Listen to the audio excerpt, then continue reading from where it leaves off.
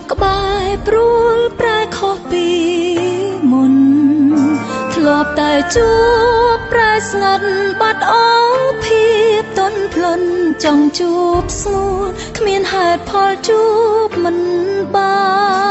ន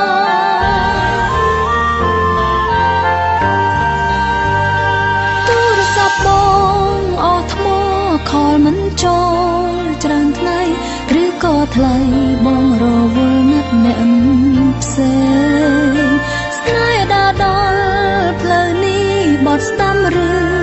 បត់ឆ្វេងផ្លូវវង្វេងទៅមុខក៏ទៅមិនដល់បើទូរស័ព្ទអងថ្មក៏អាចសាងថ្មពេញអស់ចិត្តវិញគ្មានអ្វីស្រោចស្រង់វិញបានតើអស់ចិត្តឬអស់ថ្មចង់បន្តឬបញ្ចប់គួរបញ្ចប់តួនអូនមិនសូវស្អប់បងតើអស់ថ្មឬអស់ចិត្តប្រាប់ការពិតដល់អូនផងមិនស្មោះត្រង់បងបន្តដើម្បីអ្វី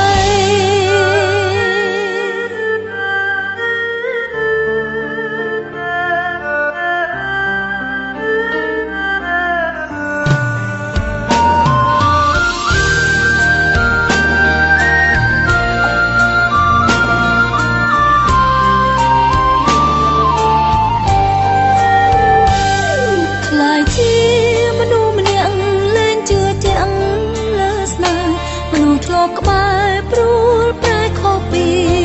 មុនធ្លាប់តែជួបប្រែស្ងាត់បាត់អូភាពទន់ភ្លន់ចង់ជួបស្ងួនគ្មានហេតុផលជួបមិនបាន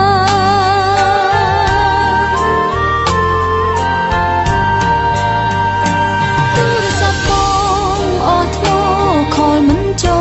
លច្រើនថ្ងៃឬក៏ថ្លៃបងរវល់អ្នកផ្សេងស្នេហ៍ដើរដល់ផ្លូវនេះបត់ស្ដាំឬបត់ឆ្វេងផ្លូវវង្វេងទៅមុខក៏ទៅមិនដល់បើទូរស័ព្ទអងថ្មក៏អាចសាងថ្ម